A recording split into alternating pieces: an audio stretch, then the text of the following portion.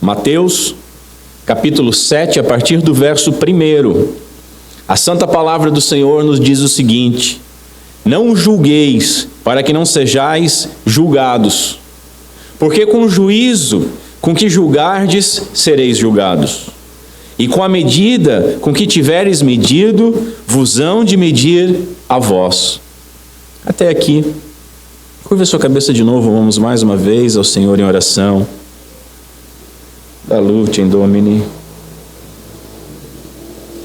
Tem misericórdia de nós, Senhor, nosso Deus, nosso Pai. Tem misericórdia de mim ao expor a tua santa palavra. Lembra a mim, lembra aos meus irmãos, que não é a minha palavra, é a tua palavra. Não é o meu espírito, é o teu espírito. Não é a minha igreja, é a tua igreja. Não é o meu povo, é o teu povo. E que teu Santo Espírito, Senhor, nos auxilie a compreender a tua santa palavra. Dá-nos discernimento, escreve no nosso coração e dá-nos, Senhor, a capacidade de agirmos como bem-aventurados, como teus filhos, mediante o poder do teu Santo Espírito, conforme as instruções da tua santa palavra. Glorifica, Senhor, o nome do teu Filho em nosso meio. Tem misericórdia de mim, que proclamando a tua palavra não venha me perder. Tem misericórdia daqueles que forem ouvir, que seus corações estejam preparados para serem confrontados e possam receber o bálsamo da graça. Pedimos essas coisas no nome santo de Cristo Jesus, nosso Senhor. Amém. Irmãos, nós estamos vendo no Sermão do Monte, e nós vimos no capítulo 5 a descrição do crente, as características que definem um crente, que são as bem-aventuranças. Essas bem-aventuranças são a descrição das características de um cristão. Após isso, no capítulo 6, nós vimos os deveres deste agora bem-aventurado, deste cristão para com Deus. E ao final do capítulo 6, nós vimos que podemos vencer a ansiedade. E podemos vencer a ansiedade com a fé que Deus é o nosso Pai e que Ele sabe quais são as nossas necessidades e que Ele supre cada uma das nossas necessidades. Aprendemos que o crente, ele busca o reino de Deus e a sua justiça, e sendo assim ele age de forma diferente dos ímpios, depositando então o seu tesouro e coração no lugar correto e não nas coisas materiais. E por fim, ele descansa no cuidado diário de Deus, nosso Pai, porque é suficiente o mal que cada dia traz em si mesmo. Nós não precisamos ficar ansiosos pelo mal de amanhã, basta o próprio dia, o próprio mal. E a cada dia nós temos experimentado as misericórdias de Deus, nosso Pai. Agora nós vamos iniciar o capítulo 7, e aqui veremos o dever do bem-aventurado para com o próximo. E é bastante lógico que após vermos o caráter, a influência, a justiça, a piedade e a ambição verdadeira do cristão, Jesus agora se concentrasse finalmente nos relacionamentos do cristão. Porque a contracultura cristã, termo do John Stott, a contracultura cristã não é algo individualista. O cristianismo é diferente do que nós temos ouvido nos últimos tempos, o cristianismo em si mesmado, de fecha o seu olho. O cristianismo, na realidade, ele é comunitário. Nós vivemos ele como povo de Deus, como comunidade. E nós nos relacionamos. Hoje nós veremos o relacionamento do crente com os seus irmãos. E veremos que todos nós julgamos. E que todos nós somos muito rápidos em condenar os demais. Isso não é uma característica apenas dos religiosos. Nós olhamos para a Bíblia, olhamos para os fariseus e julgamos que somos melhores que eles. Esses caras julgavam muito. Não é prerrogativa dos religiosos, todos nós julgamos muito. Veremos que todos nós seremos julgados por Deus e seremos julgados por Deus na mesma medida pela qual julgarmos os outros. Veremos que condenar É uma prerrogativa, um direito único, exclusivo de Deus. Não cabe a nenhum homem condenar nenhum outro homem. E a partir disso, então, nós devemos ser humildes, demonstrando misericórdia uns para com os outros e demonstrando prudência em julgar os irmãos. E que por isso, nós jamais deveríamos condenar temerariamente. Um teólogo, ele afirma algo muito interessante. Ele diz que esse texto aqui, porque há uma disputa entre alguns estudiosos, que o Sermão do Monte ele perde um pouco de coesão no capítulo 7. Até ali ele vinha bem ligadinho e ali parece que ele se solta um pouco. E outros argumentam que não é assim. E eu sou um dos que argumentam, apesar de não ser teólogo, que não é assim. E eu achei muito interessante o que esse teólogo disse, que esse texto seguir imediatamente aos ensinos do nosso Senhor a respeito de riquezas e de ansiedades não é coincidência. Diz ele que a relação entre esses dois temas é importante. É fácil para um cristão que abandonou tudo pela fé criticar os cristãos ricos, diz ele. E quem já esteve em vários tipos de comunidade sabe que toda comunidade se acha muito especial e algumas pessoas dentro dessa comunidade se acham mais especiais ainda que outros, porque abriram mão de algumas coisas.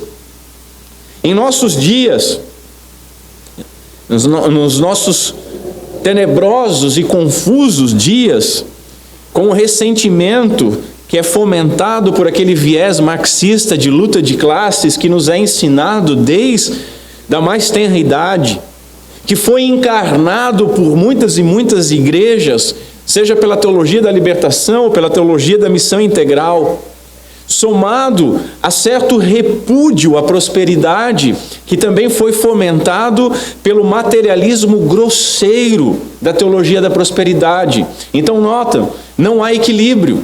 Por um lado, olha-se, não, pois os pobres, Deus ama os pobres como se Deus não amasse os ricos. Em outro lado, há grupos que buscam somente a prosperidade. E aí fica no meio uns olhando, não, esses aqui só valorizam os pobres, mas esses aqui só valorizam os ricos. A gente também não pode ser rico, o que a gente pode ser? E meu Deus do céu, prosperidade. Sendo assim, essa observação de Jesus, dentro do nosso contexto, ela é muito pertinente. Por quê? Porque Satanás é astuto e o nosso coração é uma fábrica de ídolos. Assim nós vemos que o fiel mais piedoso, ele pode ser tentado constantemente em muitas coisas e nessas coisas também. E muitas vezes pode ser enganado. Não julgar é difícil. Dr. Lloyd Jones fala sobre o Sermão do Monte, dizendo que não existe nada de tão completamente impossível, de tão aterrorizante, de tão repleto de doutrina como esse sermão que nós estamos estudando. Em primeiro lugar, meu primeiro ponto, olhando para o texto, vamos ver. Jesus proíbe o bem-aventurado de julgar. O que significa isso? O verbo julgar, ele possui uma vasta gama semântica. Ele pode se desdobrar em vários significados. E pode significar entre eles discernir ou condenar, como um significado mais prudente, né? Então, julgar seria discernir entre coisas ou condenar essas coisas. Aqui, mais do que ter uma simples opinião sobre a ação de algum irmão, significa emitir um juízo definitivo. Jesus está falando e condenando a emissão de juízo definitivo. Emitir uma sentença já condenando. Ou seja, Jesus não está falando aqui sobre discernir coisas. Ele está falando sobre condenar coisas. É esse o julgar. É o hábito da censura, ou aquela disposição de condenar. É o hábito da crítica amarga e injusta. Nós vemos uma passagem paralela em Lucas, no capítulo 6, que ele destaca de forma explícita esse sentido, porque lá traz da seguinte forma: não julgueis e não sereis julgados, não condeneis e não sereis condenados. Perdoai e sereis perdoados. Então envolve esse ato não só de discernir as coisas, mas de condenar o próximo. Veja, Jesus ele não proíbe toda a apreciação do próximo, mas sim o pronunciamento de juízos definitivos. Juízos definitivos e muitas vezes condenatórios. Algo que compete somente a Deus, como eu já falei. Não julgueis, então, é o hábito de fazer aquela crítica ferina e dura. É isso que Jesus está condenando. Não o exercício da faculdade crítica que nós recebemos de Deus, pela qual os homens podem fazer e, biblicamente, se espera que façam em ocasiões específicas. Juízos de valor e escolham entre diferentes programas, diferentes planos de ações. Nós recebemos essa característica de poder decidir, e para decidir precisamos julgar. Portanto, não é todo julgamento que é proibido. O amor cristão ele não é cego, como Paulo escreve em Filipenses capítulo 1. E a pessoa que acredita em tudo o que ouve, e a pessoa que aceita todos os que dizem ser espirituais, sofrerá grandes perdas. Muitos de nós passaram por isso e sofreram muitas perdas, porque acreditaram piamente na palavra de um ou outro homem. Por isso que eu sempre recomendo aos irmãos, eu falei, vai para a Bíblia, se não está na Bíblia, não me escute. Devemos entender que há um julgamento que é legítimo, mais do que legítimo, que é obrigatório. Nós devemos discernir. Mas devemos compreender também que há um julgamento que é ilegítimo, aquele que é condenatório. Vamos ver primeiro o que é proibido. Nos nossos dias atravessados, tortos, confusos, há muito preconceito sobre ter preconceitos. Ter preconceito das coisas, meus irmãos, é algo saudável em alguma medida. Já diz o ditado que gato escaldado tem medo de água. O preconceito é uma forma de você se precaver em situações semelhantes de coisas que já ocorreram. Deste modo, o aprendizado nos ensina a julgar as coisas e dá-nos certos preconceitos. Agora, qual é o problema? O problema é que se alguém toma os seus próprios preconceitos e os transforma em princípios normativos, então ele se tornou culpado desse espírito de julgamento que Jesus está falando aqui. Vou dar um exemplo, porque quando está no abstrato fica difícil, então vamos passar por um exemplo objetivo. Vamos dizer que um cidadão verde, marciano, um cidadão verde, ele me enganou. Eu fui enganado por um cidadão verde. O que vai acontecer então? É normal eu criar determinado preconceito a cidadãos verdes. O próximo cidadão verde que vier me contar uma história, eu vou ficar com o pé atrás. Isso é natural, isso é normal, isso é positivo, isso é saudável. Agora, se eu partir para um passo a mais e afirmar que todo cidadão verde engana, aí eu estou incorrendo num espírito de julgamento, que transformou o que era para ser apenas um preconceito em algo normativo e generalizador, colocando todo mundo que tenha cor verde no mesmo balaio. E aí, a partir daí, eu sentencio todo cidadão verde como enganador. Quer deixar esse exemplo mais prático? Eu falei no cidadão verde para não ofender ninguém, mas substitua a cor do cidadão por preto, branco, amarelo, a condição financeira dele, pobre ou rico, o gênero dele, ser homem ou mulher, ser hétero ou gay, ser vascaíno, flamenguista ou corintiano, ser um policial, ser um hippie, ser um andarilho. Substitua o engano por qualquer tipo de ofensa, mentira, violência, calote, um serviço mal feito, traição. Quantas vezes nós não generalizamos por um serviço mal feito? Tal tipo de gente só trabalha mal. Não, calma, não é todo mundo. Eis o preconceito errado, normativo e generalizador. Nós devemos nos abster disso. Nós precisamos ter muito cuidado, senhores, com esses versos que nós estamos estudando e com essa sequência de verso que nós vamos estudar. Na próxima semana e na outra nós vamos tratar ainda de julgamento dentro do capítulo 7 até o versículo 6. Nós precisamos ter muito cuidado, pois são palavras que são muito mal interpretadas e todos os irmãos podem dar testemunho disso.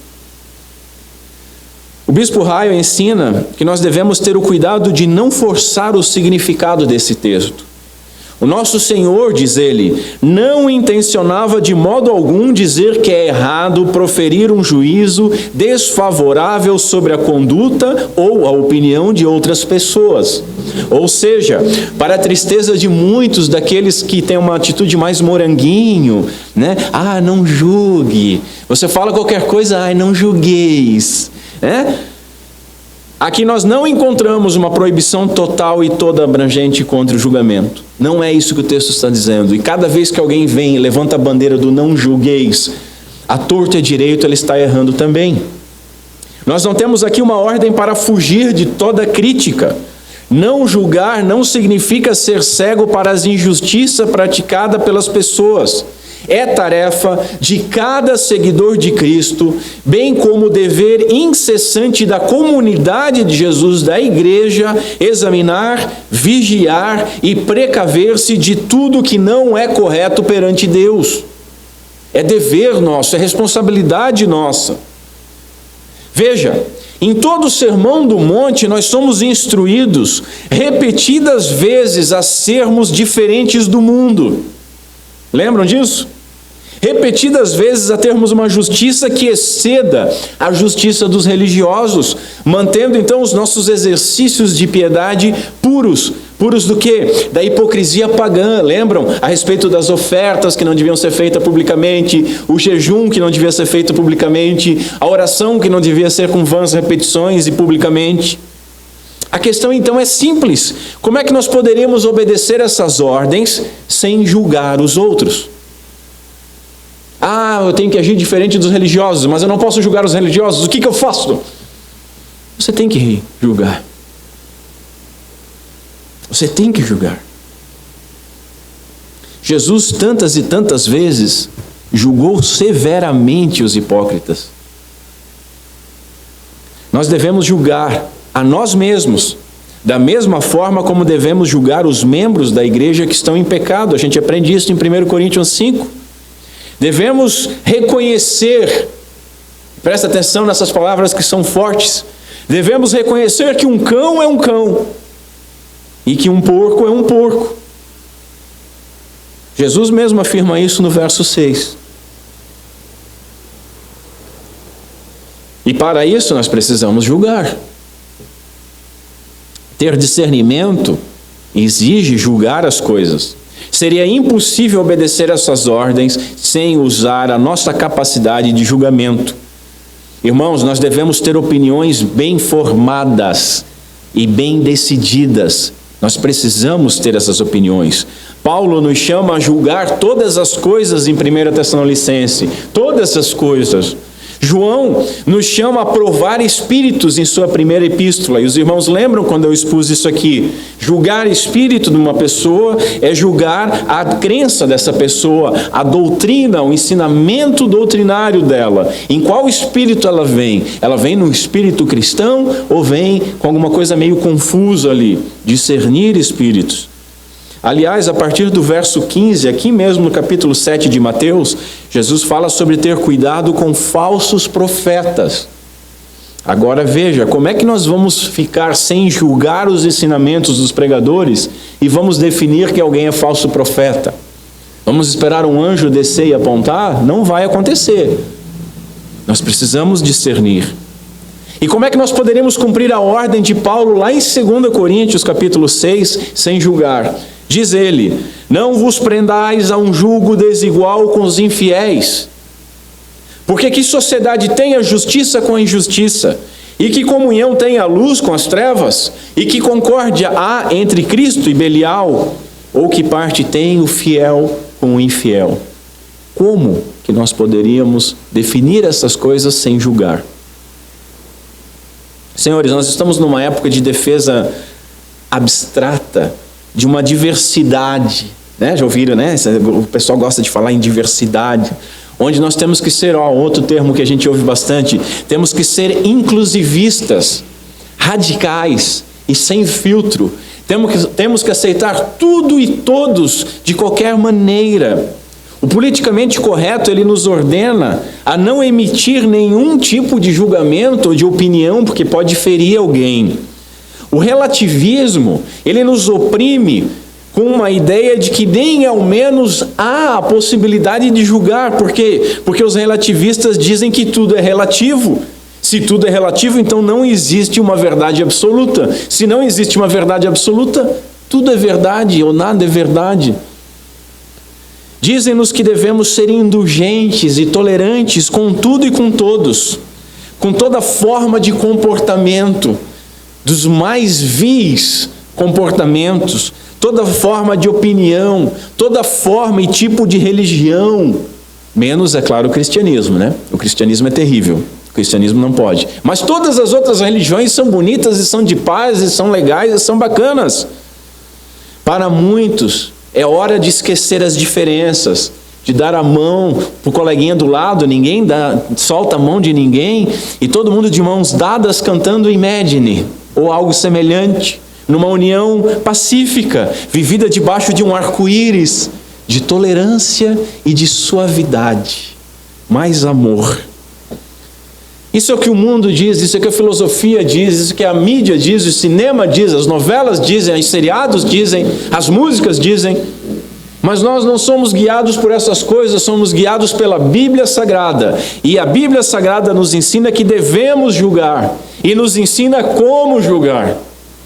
Ensina inclusive como não julgar. A Bíblia nos ensina que os juízes e magistrados são nomeados por Deus. O que, como a gente falou na oração inicial, nos mostra que nós estamos debaixo da disciplina de Deus, de termos um Supremo Tribunal Federal composto da maneira como é composto. Outra instituição que tem uma esfera soberana, o que significa ter uma esfera soberana, ela manda e não pode ser invadida por um outro poder, assim como os poderes executivo, legislativo e judiciário, os poderes da nação, um não poderia invadir o outro. Existem outras esferas, como a esfera da família, que é uma instituição de Deus, e a esfera da igreja, que é o que eu quero falar, que tem... foi criada por Deus e é soberana no seu domínio.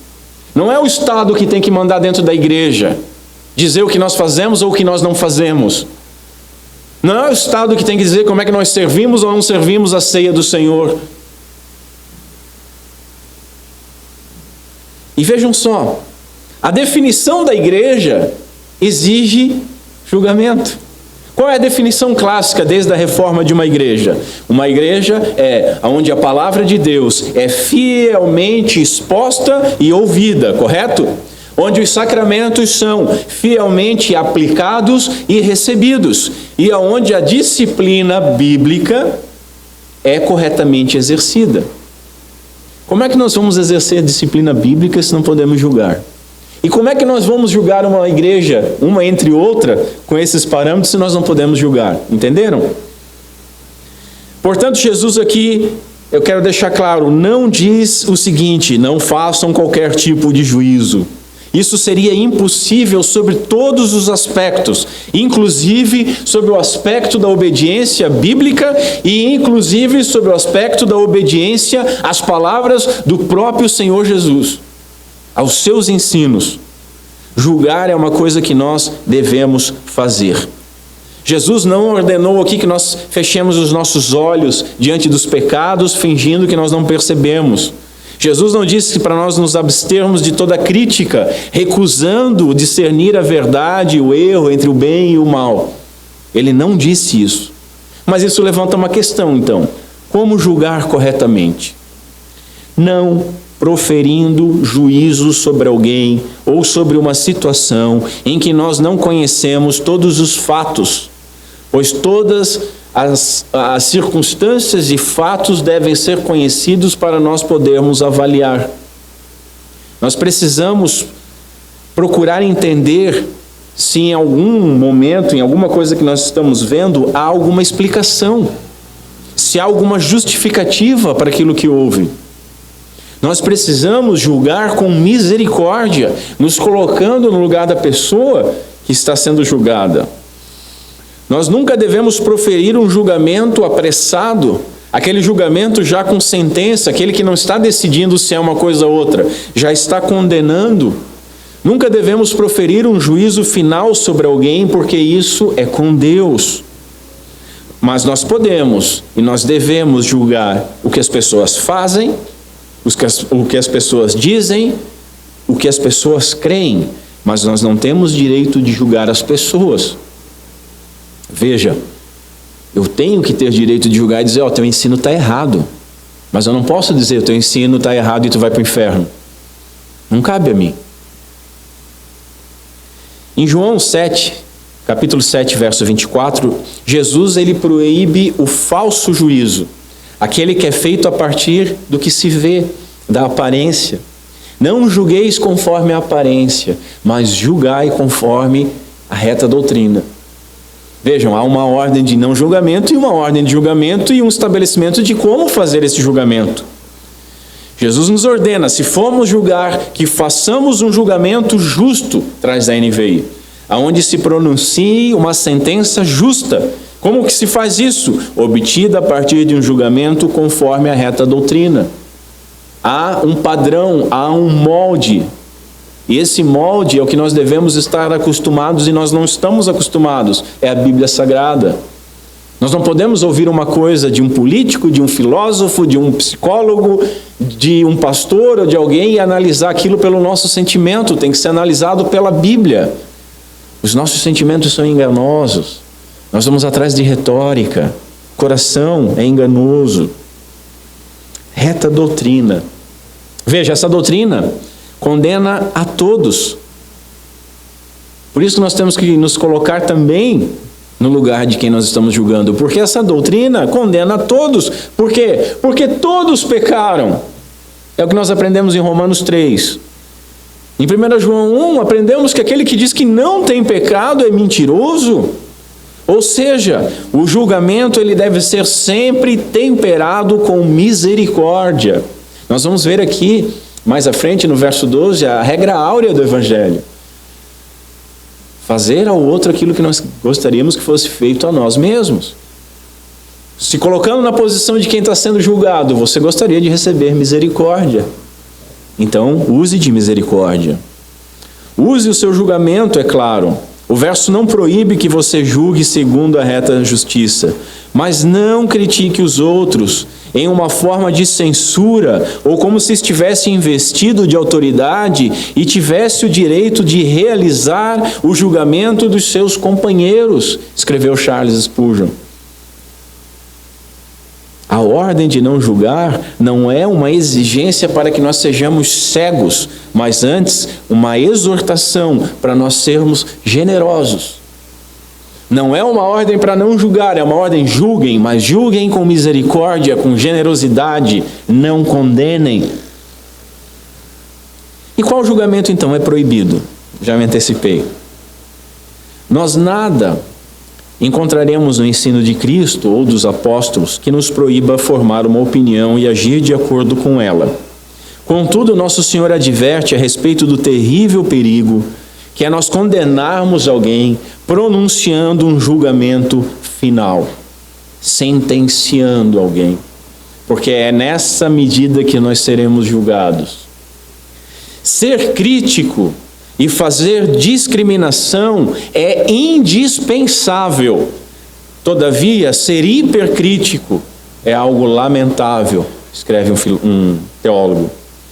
O discípulo de Jesus, ele é um crítico no sentido de usar o seu poder de discernimento, mas não um juiz no sentido de condenar.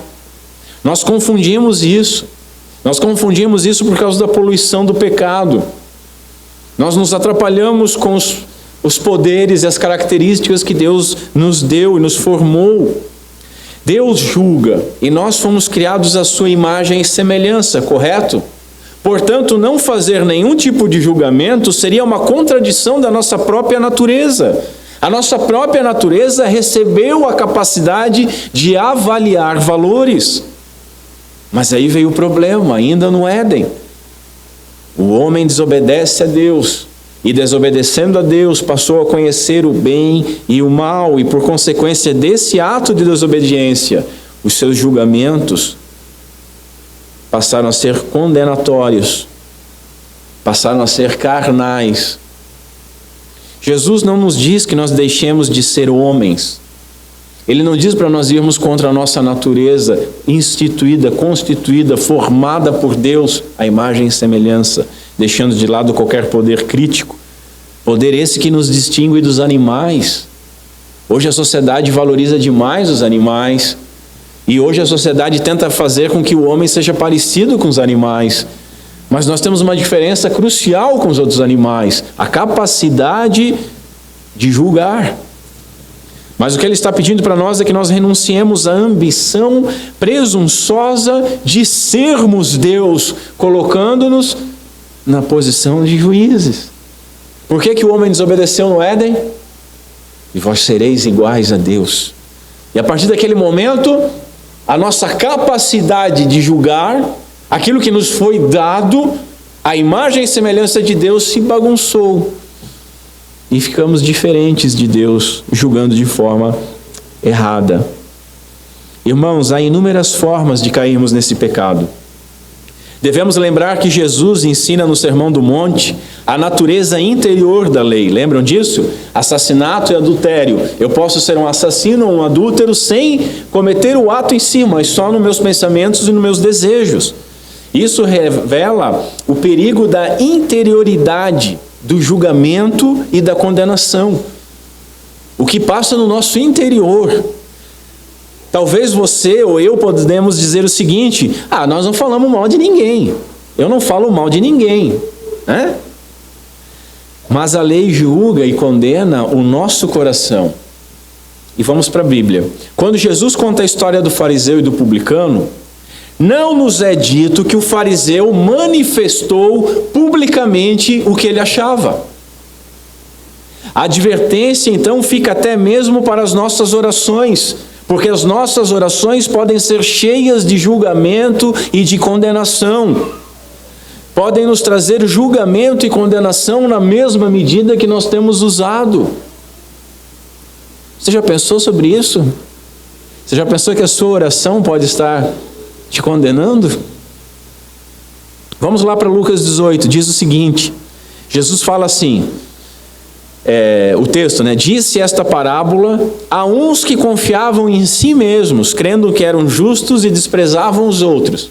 Essa é a nossa senha, nós cremos que somos justos e desprezamos os outros. Então Jesus continua: enquanto um publicano, erguendo a voz, mas sem conseguir olhar para os céus, ele confessava o seu pecado, batendo no peito e dizendo: tem misericórdia de mim, que sou pecador. Esse ele ergueu a voz, mas ele não conseguia erguer os olhos. Estava lá pedindo misericórdia e confessando que era pecador. O religioso, o fariseu, olhem o que o texto diz: orava consigo dessa maneira. E é aquela oração bonita: ó Deus, graças te dou, porque eu não sou como os demais homens, roubadores, injustos, adúlteros. Obrigado, Deus, porque nem ainda como este publicano eu sou. Orava consigo mesmo. O que nós aprendemos, irmãos? Que este fariseu, ele julgou e condenou o publicano na sua oração, ele nem proferiu um juízo, mas no seu interior ele condenou. E que este homem orava de maneira meritória, com uma justiça própria elevada. Ele achava que haviam méritos, ele achava que era justo diante de Deus e dos outros homens. Que até mesmo em oração nós aprendemos, nós podemos pecar por julgamento. Veja, ele não acusou publicamente, ele não apontou o dedo, ele não escreveu um post na internet, mas ele orava consigo mesmo. E enquanto julgava e media, era julgado e medido na mesma medida pelo único juiz da terra. O que diz o texto? A sentença dele foi terrível. Verso 14, Jesus dizendo: digo-vos que este, o publicano, desceu justificado para sua casa, e aquele, o fariseu, não. O fariseu voltou ainda com seus pecados. Ou seja, ele fez a sua piedade pública e hipócrita, uma vez que estava de pé, como diz o texto, e saiu com o mesmo peso de condenação que entrou. E pior, saiu achando que era são, recebendo já isso como julgamento, enquanto vestia a justiça própria, enquanto estava doente, enquanto estava nu.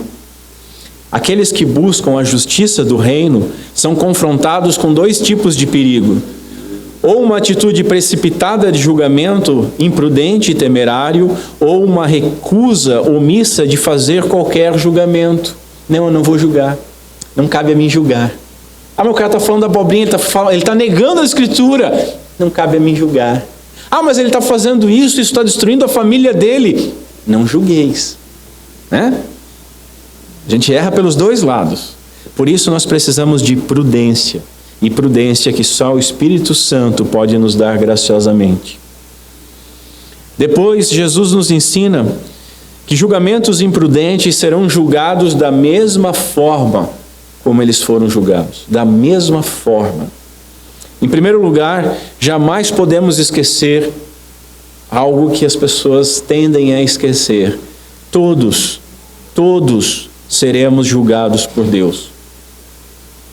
Todos seremos julgados por Deus. Hoje pouco se fala sobre julgamento dentro da igreja. Pouco se fala sobre inferno e condenação. Saiu de moda, não atrai as pessoas.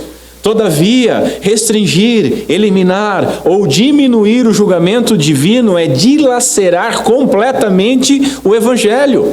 Por quê? Porque o Evangelho é a boa nova de que o Pai derramou o seu justo juízo sobre o seu Filho Jesus, que carregou a nossa condenação, e essa redenção é aplicada aos nossos corações pelo Espírito Santo de Deus.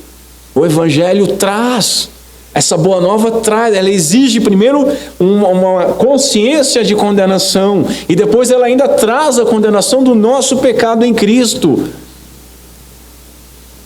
Hoje é comum a gente ouvir as pessoas dizerem o seguinte: só Deus pode me julgar. Já ouviu isso?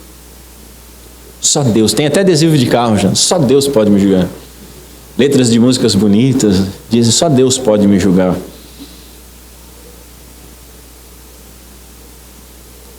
A triste notícia é a seguinte: Ele vai julgar. Pode ficar tranquilo. Só Deus pode te julgar, mas Ele vai julgar. Todos são responsáveis perante Deus, e Ele julgará a todos. O direito de Deus não pode ser contestado. Tanto o mundo natural como o mundo moral e espiritual estão debaixo do seu domínio. E méritos humanos não valem de absolutamente nada. O julgamento de Deus será conforme a lei de Deus. E a única salvação é através do perdão divino, pela graça, mediante a fé em Jesus Cristo, aplicado pelo Espírito Santo. Tendo em vista o julgamento de Deus, nós não deveríamos julgar imprudentemente uns aos outros. Veja, Deus não julga a partir de meras paixões. Deus não julga a partir de mero sentimento, mas julga com justiça pura e com ira santa. O julgamento de Deus é retributivo. Romanos 1:27 nos ensina. Afinal, o que o homem semear, ele irá colher. Gálatas 6. A obediência traz vida, a desobediência traz morte. Romanos 6. O texto não nos chama a um moralismo legalista, mas o texto nos chama a um assombro, a um temor do julgamento futuro, o julgamento divino, que é certo a todos, que é certo sobre todos e que será justo. Não será comprado, não haverá habeas corpus, não haverá empurrar, não haverá outra instância, não haverá ninguém para recorrer, e o próprio advogado será o juiz. O texto também não nos chama a indiferença doutrinária ou a frouxidão moral, mas nos chama a certa solidariedade misericordiosa a respeito da culpa que todos nós compartilhamos. Se aquela mulher tivesse no nosso meio, aquela mulher adúltera, com certeza muitos de nós pegariam em pedra e ia jogar. Agora, quando a gente ouve Jesus dizendo, aquele que não tem pecado, pega a primeira pedra, a gente já, complicou, Senhor. Nós compartilhamos.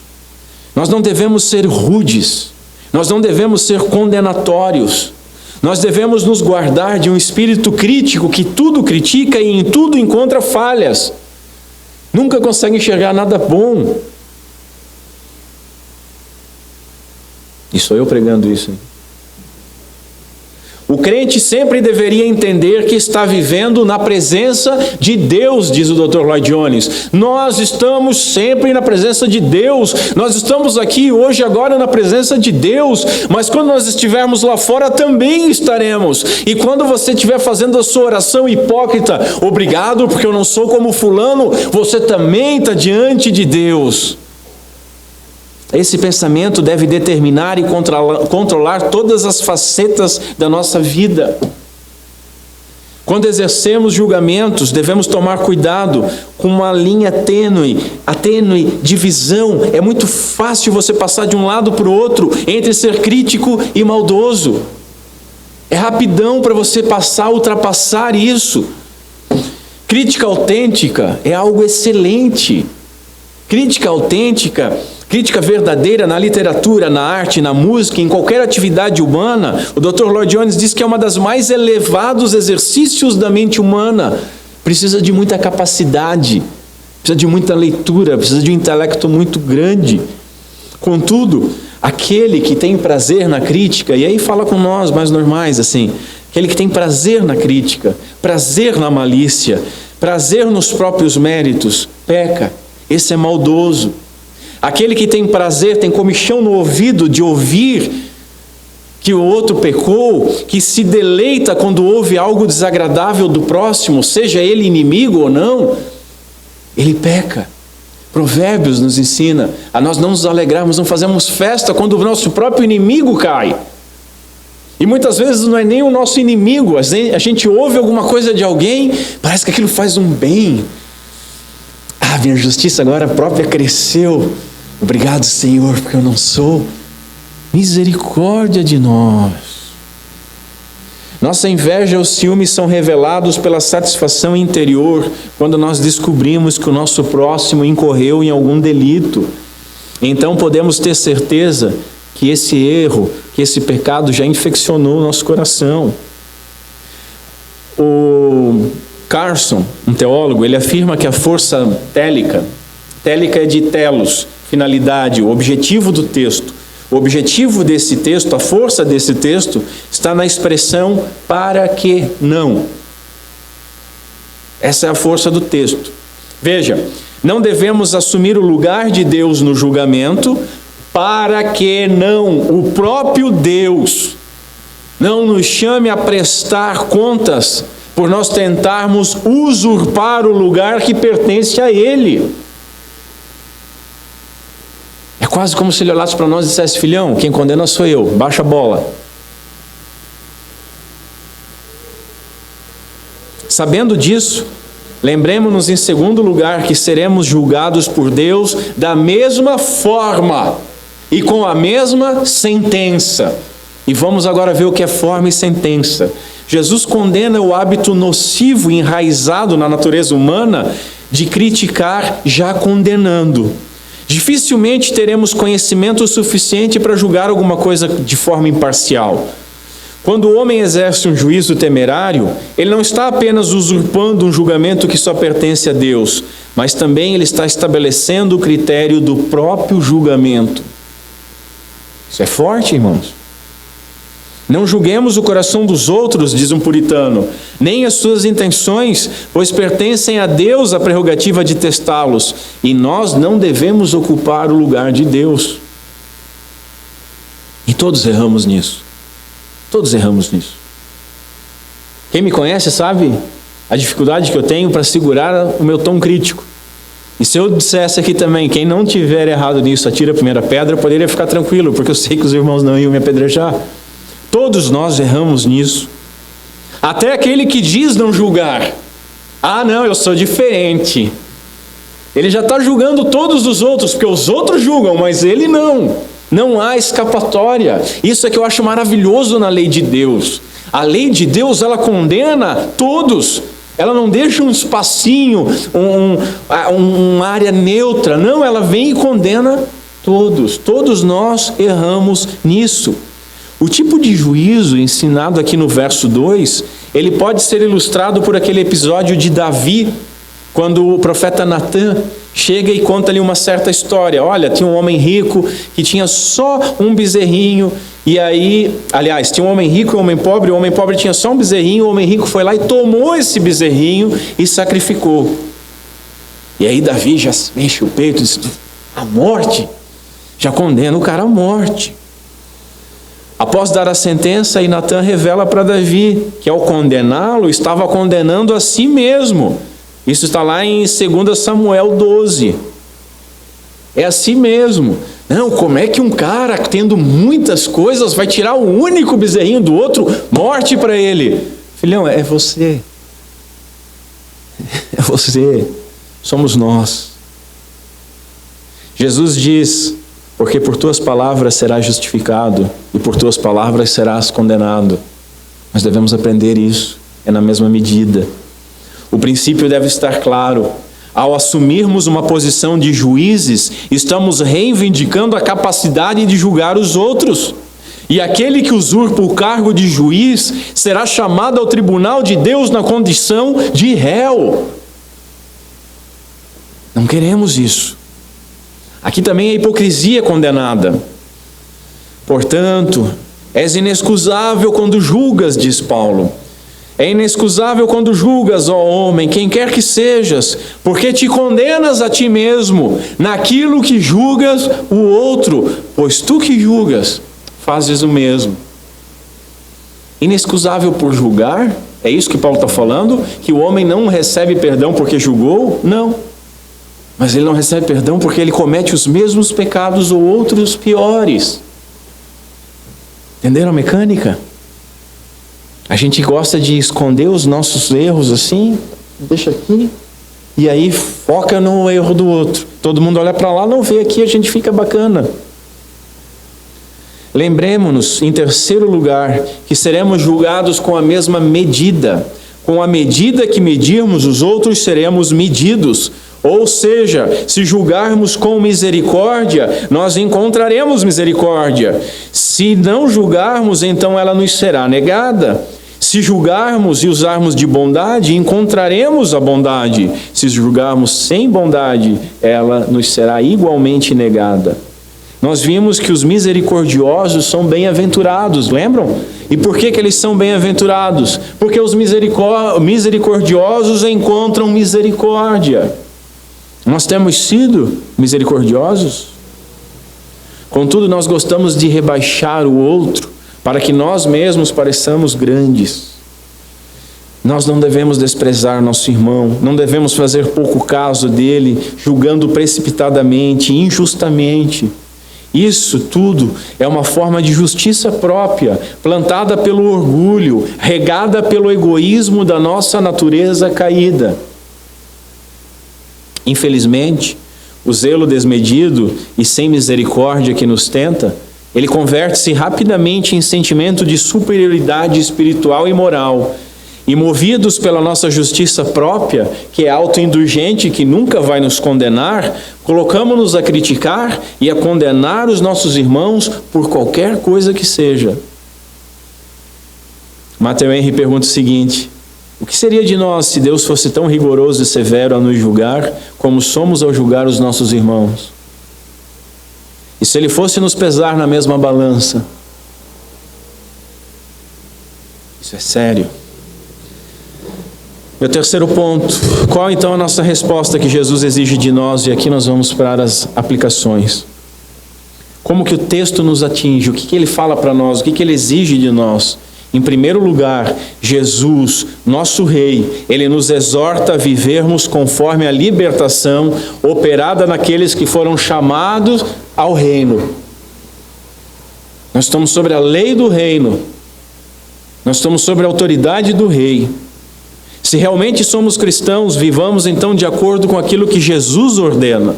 Se formos julgar, façamos julgamentos justos, conforme Ele instruiu em João capítulo 7.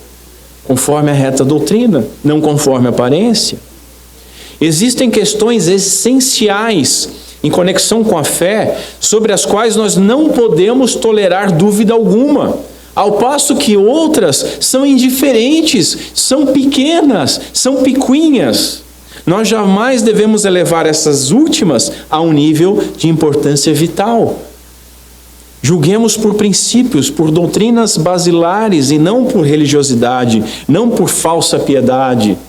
O apóstolo Paulo proíbe, por exemplo, o julgamento daqueles que comem carne e bebem vinho, da mesma forma que proíbe daqueles que se abstêm de comer carne e beber vinho. Por quê? Porque Deus o recebeu por seu. Quem és tu que julgas o servo alheio? Para o seu próprio Senhor ele está em pé ou cai, mas estará firme, porque poderoso é Deus para o firmar. Romanos 14. Nós podemos expandir esse princípio. Além do comer carne, do beber vinho, podemos falar sobre costumes, usos e costumes, sobre música, sobre vestes. Nós devemos lembrar que o reino de Deus não é comida, não é bebida, mas é justiça e paz e alegria no Espírito Santo. Mas os nossos dias são tristes. As pessoas julgam, as pessoas brigam, as pessoas ficam de mal, as pessoas se apartam por causa de música, por causa de política. Há rachaduras de igreja por causa de escatologia, por causa de bebida, de comida. Contudo, muitas dessas igrejas permanecem sem julgar erros doutrinários que versam sobre princípios elementares da fé. Isso tudo em prol de uma unidade, no mínimo estranha. Lutero já dizia: a paz, se possível, mas a verdade a qualquer preço. Vemos que o homem carnal está numa terrível situação, e você que me ouve, que nunca entendeu direito o cristianismo, eu quero dizer para você o seguinte: você está numa situação terrível, porque todos nós seremos julgados. Ninguém poderá escapar do julgamento de Deus, e o Senhor é poderoso e justo juiz. Você pode se achar bom, você pode se achar acima da média, você pode achar que é melhor que muito crente, mas esse não é o padrão de julgamento. O padrão de julgamento é a lei de Deus. Jesus não nos dá a entender que a comunidade cristã será de alguma forma perfeita. Então não é para os crentes que você deve olhar para Deus e para a sua lei. Como você imagina que Deus vai te julgar? E se Ele lhe condenar com a mesma medida que você tem condenado os outros? Vejam, irmãos, embora os ímpios não tenham Deus como seu legislador, ainda assim o terão como seu juiz. Pregou Jonathan Edwards. Embora não tenham Cristo como seu advogado, ainda assim o terão como acusador naquele dia, como o promotor e o juiz. Misericórdia. Segunda aplicação, devemos nos examinar. Sendo cristãos maduros e firmes, devemos exercer juízo. Todavia, exortando com compassividade os mais fracos e os mais novos na fé. Isso é muito terrível. O cara lê meia dúzia de livro, entra o irmãozinho na igreja, primeiro ou segundo culto, ele cai em cima do irmão como se fosse a pedra angular. Você não pode fazer tal coisa. Filho, você mal tirou a fralda, está julgando o cara, baixa a bola. Pega pela mão, ensina, com amor, com bondade, com compassividade. A Bíblia nos ensina que os religiosos davam as sentenças mais pesadas e sem misericórdia. E é o que acontece hoje em dia também. Por outro lado, aprendemos com Paulo a nos chamar de o pior pecador. Porque era assim que Paulo se via. Com João, Nós aprendemos que aquele que acusa os outros e diz que não peca é mentiroso. Quando vamos corrigir, nós somos chamados a avaliar o comportamento humano e a determinar ou discernir se ele é bom ou mau. Mas nós devemos fazer isso com amor. Devemos fazer isso com a intenção de ensinar aquele que errou, pegando ele pela mão e guiando pelo caminho, mostrando o que é correto, para a glória de Deus. Qualquer outro objetivo macula o nosso julgamento, e muitas vezes não é para a glória de Deus. Ouso dizer que na maioria das vezes é para encher o orgulho, é para mostrar que sabe mais, é para mostrar que o outro está errado, é para ganhar discussão, é para esconder pecados. Devemos nos guardar de falar mal dos nossos irmãos. Devemos nos guardar da opinião censuradora, principalmente quando aquilo que nós temos não é nem mesmo uma opinião, mas é só um sentimento de discordância. Às vezes só ouvimos uma fofoca, às vezes fomos convencidos por uma retórica de alguém, mas não há fatos. Eu sempre imaginei que o irmão fosse assim mesmo. Você já sentenciou, você já tinha tudo prontinho, só bastava fofoca para você bater o martelo. Talvez nós sejamos como os inimigos de Davi, pessoas que lá no Salmo 73 estão escritos que zombam e falam com más intenções, longe de nós. Na maioria das vezes nós não compreendemos de fato o que ocorreu, mas não importa, não importa. Nós olhamos a situação e já temos um veredito, já houve um julgamento, nós já batemos o nosso martelo de impiedosa hipocrisia. Nós já sentenciamos e o tribunal idólatra dos nossos corações já tem a sentença para o outro culpado e não há apelação. Esse grave erro é apontado pelo Senhor. Irmãos, arrependamo-nos. Quando vemos qualquer falha alheia, deveríamos esperar a primeira poeira baixar para podermos ver se de fato aquilo que nós achamos que é, ou se nós não estamos enganados. Devemos imediatamente, quando nós vemos alguma coisa, enquanto a poeira está baixando, nós não devemos perder tempo, julgando não. Nós devemos imediatamente procurar o Senhor em oração. E devemos procurar o Senhor com as seguintes palavras: Senhor, sonda o meu coração. Sonda o meu coração. Senhor, eu tenho enxergado direito? Senhor, há um cisco no meu olho? Ou será que tem uma trave no meu olho, como nós vamos ver no verso 5? Senhor, eu tenho errado no mesma coisa? Eu tenho errado nesse mesmo problema, nessa mesma dificuldade? Senhor, quais as motivações do meu coração nesse caso? A motivação é a tua glória, ou é a alegria de ver o meu oponente no erro? Ou pior, a tentativa de me esconder atrás do erro alheio, numa atitude covarde? Senhor, sonda-me, sonda, Senhor, o meu coração. O que nós temos feito quando nós julgamos? Nós oramos pela pessoa segundo o nosso juízo está errando? Ou você já tem logo que falar para alguém? Ore, olha a pessoa, ore, Senhor, tem misericórdia dela, se eu estou enxergando direito, não permita que ela vá por esse caminho. Essas grandes exigências feitas aos seguidores de Jesus devem forçá-los a reconhecer a inadequação pessoal que nós temos.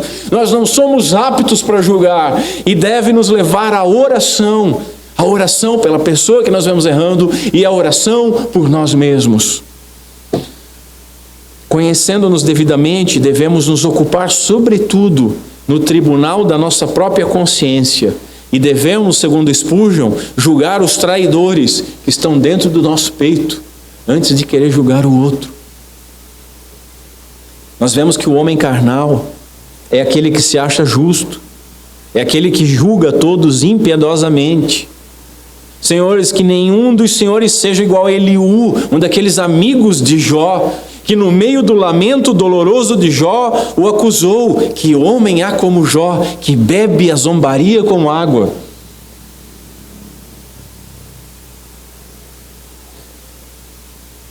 Talvez você acredite que é bom por si mesmo.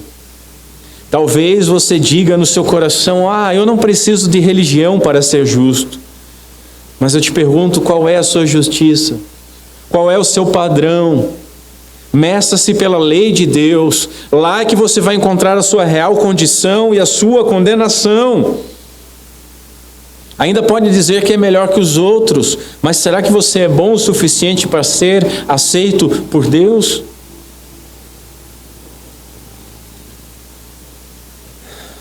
Se arrependam. Você que estiver nessa situação, se arrependa, porque você está cego, você está nu, e todos aqueles fora de Cristo estão condenados. Junte-se aos crentes, junte-se à igreja, porque o crente verdadeiro, ele confessa: dos pecadores eu sou o pior, mas encontrei graça em Cristo Jesus. Não é o meu mérito, eu não sou bom, bom é o Pai. Junte-se aos crentes e vamos clamar todos juntos: sonda-me, ó Pai, e tem misericórdia de nós e perdoa-nos. Aqueles que vêm na igreja, mas só professam o cristianismo, eles não estão isentos. Vocês não estão isentos do julgamento divino. Religiosos são os mais impiedosos, e em geral ninguém é mais censurado do que aqueles que se mostram mais rigorosos, e todos terão uma pedra para lhes atirar. Você já viu aquele cara que julga sempre com impiedade? Ele não encontra piedade. Há um caso famoso aqui na cidade de um pastor que ele era muito rígido. Qualquer coisa ele cortava da igreja, até o momento que ele caiu em adultério. Mas não durou, tomaram a decisão numa tarde, expulsaram ele.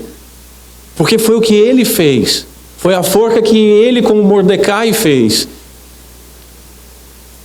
Infelizmente é comum a queda em graves pecados daqueles que se ocupam em condenar os demais. E a mesma sentença, infelizmente, cairá sobre eles. Meu amigo, examine o seu cristianismo. Você interpreta as ações e motivações das pessoas da pior forma possível? Jesus chama a atenção à nossa tendência de aplicar o julgamento da caridade a nós mesmos, mas não aos outros. Nós interpretamos as nossas falhas e os nossos pecados da melhor maneira possível. A culpa quase sempre é do outro também nos nossos pecados. Mas nós seremos julgados pela medida que nós julgarmos os outros. Se nós formos modestos e caridosos nas censuras que nós fazemos aos outros, declinando de julgá-los para julgar a nós mesmos, então não seremos julgados pelo Senhor com essa medida. Em terceiro lugar, ouçamos todos o Evangelho, e o Evangelho diz a todos, crentes e não crentes: arrependa-se. O nosso sumo sacerdote sacrificou-se e nos chama à liberdade. Nós cristãos, sejamos quem for, somos culpados de julgamento. Contudo, Deus, em sua infinita misericórdia, aceitou a oferta da vida do seu Filho Jesus Cristo, e é sobre esse fundamento que nós encontramos a paz. Sendo assim, estendamos essa misericórdia que nos alcançou aos demais. Deus irá julgar a todos. Não ousemos condenar aquele que ele absolveu, e não ousemos absolver aquele que ele condenou. Veja, não há mérito nosso. E glória a Deus por isso. O mérito é apenas de Cristo, e é nele que nós encontramos perdão e redenção. Você, pecador, que teme ser condenado, você, pecador, que sabe que está debaixo da condenação, venha a Cristo. Deus é sábio de coração e forte em poder. Quem se endureceu contra Deus e teve paz? Questiona Jó. Venha a Cristo. Você pode ser culpado de muitos julgamentos. Agostinho sabiamente nos lembra que a injustiça, ela não prejudica apenas a vítima. A injustiça não prejudica apenas aquele que sofre, mas prejudica aquele que faz sofrer também. Mas em Cristo você encontrará a justiça que não possui. Jesus disse para a mulher pega em adultério: nem eu tampouco te condeno, vai e não peques mais. Jesus era o único homem ali que não tinha pecado. Jesus era o único homem ali que tinha direito de apedrejar aquela mulher. Todavia, em vez de exercer a justiça, ele mostrou misericórdia e benignidade. E fez isso sem repudiar a lei contra o adultério. Jesus não engavetou a lei. Jesus executou o julgamento com discernimento. Ele reconheceu o pecado da mulher, mas mesmo assim concedeu-lhe perdão. Ou seja, reconheça você o seu pecado e se submeta ao perdão que só é encontrado em Cristo Jesus. Se você vem a tempo na igreja e continua condenando como um juiz, cuidado, cuidado. Os fariseus faziam o papel de Deus ao condenar os outros, mas não levavam em consideração que um dia eles próprios seriam julgados por Deus. Você tem ouvido continuadamente o Evangelho e pode ser condenado talvez pelo peso da salvação do Evangelho. Que terrível! Você pode receber de Deus e dos próprios homens, nesse tempo e eternamente, aquilo que tem dado a eles, juízo impiedoso. Seremos julgados da forma e da medida que julgamos, pois nós sempre vamos ceifar aquilo que nós semeamos. Quarta aplicação, nosso Rei Jesus tem essa experiência da miséria humana e é misericordioso com o quebrantado de coração. O nosso sumo sacerdote, ele viveu sobre a nossa carne e ainda que sem pecado, em todas as coisas ele foi tentado.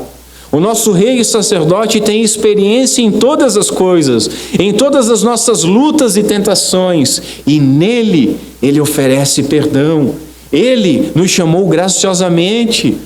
Quando nós nos pegarmos julgando, e acredite em mim, isso vai acontecer muitas e muitas vezes, hoje ainda, quando você se pegar julgando alguém, ore imediatamente e clame por misericórdia. Clame para não ser tratado com a medida que tratou, e creia que assim será.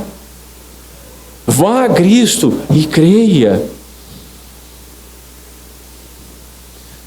Se o coração de vocês está sangrando por essa palavra, como o meu está, é em Jesus que nós encontramos consolo, irmãos.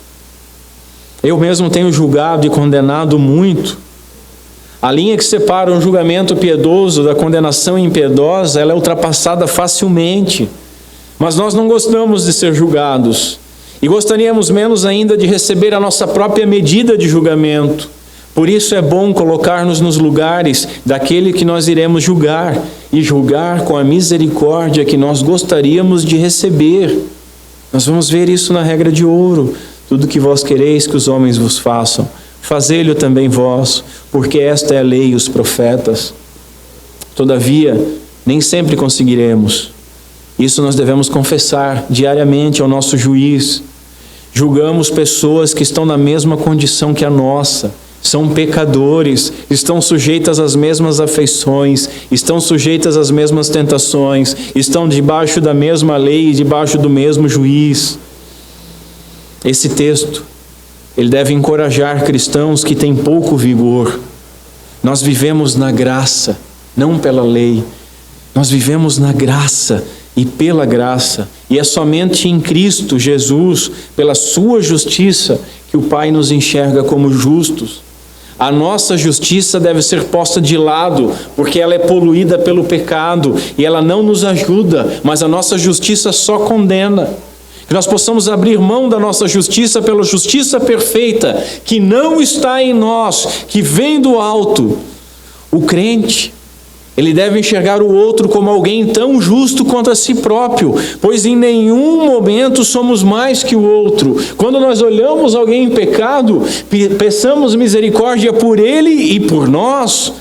Sejamos piedosos e misericordiosos com o próximo. O julgamento, ele embota a visão, mas o amor clareia a visão. Que nós possamos utilizar do amor para cobrir multidão de pecados e obedecer a Paulo, que diz que nós devemos suportar uns aos outros em amor, e que o Pai, Deus nosso Pai, seja misericordioso conosco, em nome de Cristo. Amém. Vamos ficar em pé, irmãos.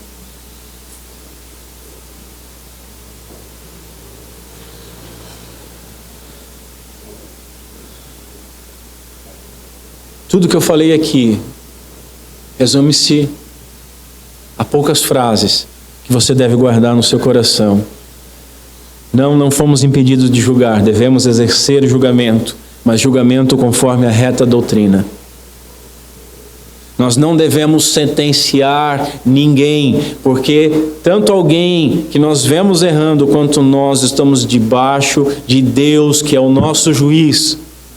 E nós não podemos tirar a condição de juiz de Deus.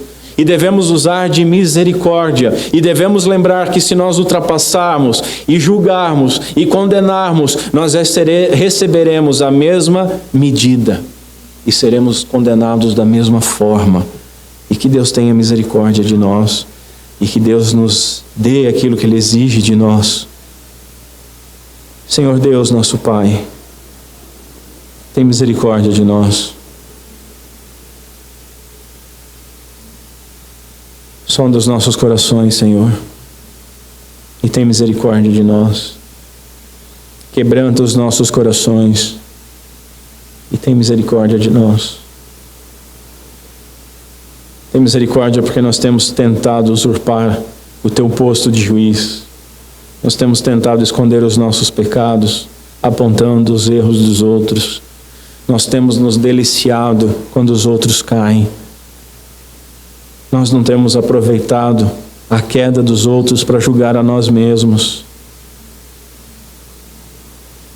Tem misericórdia de nós, Senhor. Nós possamos encontrar em Cristo a Tua graça e misericórdia que nós não merecemos. E que dia a dia, Senhor, dia a dia, essa graça e misericórdia que nós recebemos imerecidamente, faça com que os nossos comportamentos, as nossas ações, os nossos julgamentos sejam feitos com discernimento, com amor, com misericórdia, para a glória do Teu santo nome. Pedimos essas coisas no nome santo de Cristo Jesus. Amém.